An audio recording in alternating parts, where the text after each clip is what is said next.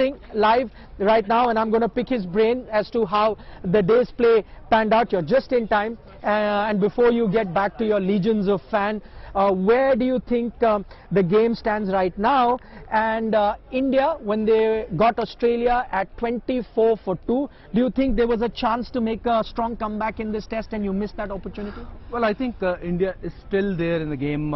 Anything lesser than 350, you know, India will be there in the game. We just spoke to Ajinkya Rahane, you know, how the team is feeling, what is the morale like, and of course he said, you know, anything you know, below 350 or whatever they score will go for the chase. There is no point, you know, hanging back and looking for a draw. And they look quite confident, and you know, whatever the wicket looks like, it's going to be a bit difficult to bat on this wicket because there's a lot of up and down already on this pitch. But yeah, I hope that they restrict them below 350 and they look to, you know, chase those runs. You seriously reckon, I mean, in terms of, yes, we are all hopeful that they restrict them to below 350. I think the lead is already very close to 300. They've got 7 wickets in hand. It has to be a massive collapse of Australia for that 350 lead. Well, if you see, compare from the day 1 and day 3rd, the bowling unit has looked totally different. They are bowled in right areas. And even yesterday, they picked 5 wicket only for 7 wicket for 149 runs. So there is a possibility, you know, you get those 2 wickets up front, and then Stark and Pat Cummins at the back. You know, they are not that great with the bat, but of course, key is to break the partnership early in the morning. Half an hour, 45 minutes will be very, very crucial. If Australia don't lose wicket in first 1 hour or so, then it's going to be very difficult for India from there to make a comeback in this game. Let's look at it from Australia's point of view. What is it that they would be thinking? This is the best case scenario for India, as you said. Look at 350 and then go for it. What is the best case? I mean, how would Australia be thinking? Because they're already 300 runs ahead, 7 wickets in hand. Would they be looking to bat to maybe lunch or maybe an hour after lunch?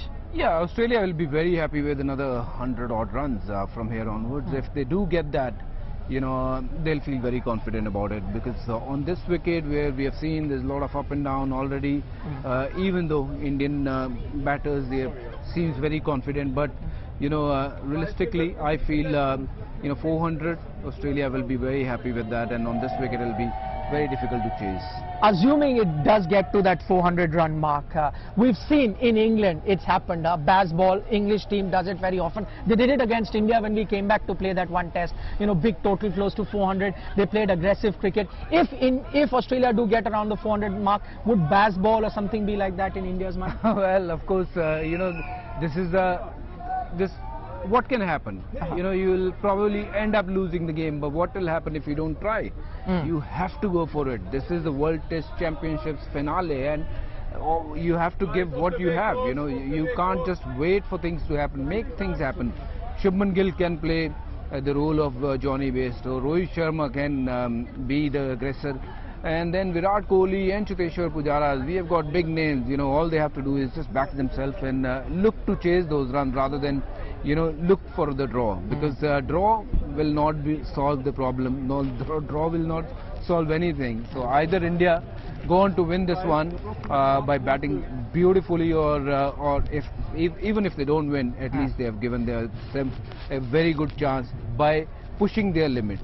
I'm going to talk about the star of the day, that is Ajinkya Rahane. Before that, those couple of shots won by Steve Smith, what did that tell you? And even head, he kept attacking. There were chances that if India would have taken those shots, which showed that they were being overly aggressive, which showed that they didn't really care if their wickets fell because they were so far ahead. What did that tell you about Australia? Do you think it told you that, listen, we are in a comfortable position, we just want to get... They are in comfortable position, but you know, where the game stand now, the only way they know that India can come back in this game is first half an hour, 45 minutes, or maybe 1 hour tomorrow morning. If they don't lose wicket, they know they'll be on driving seat, and then you can't really stop anyone from scoring runs, because single doubles are available, and of course your bowlers are tired. They'll be bowling 4th day.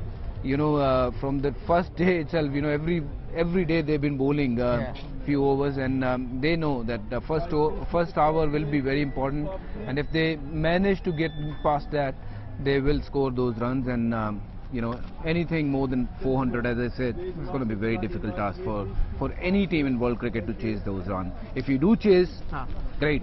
Miracle. Unbelievable. It will be unbelievable. And I do believe that India have the capacity, that hunger has to be there. You know, if that hunger is there, will is there, anything is possible.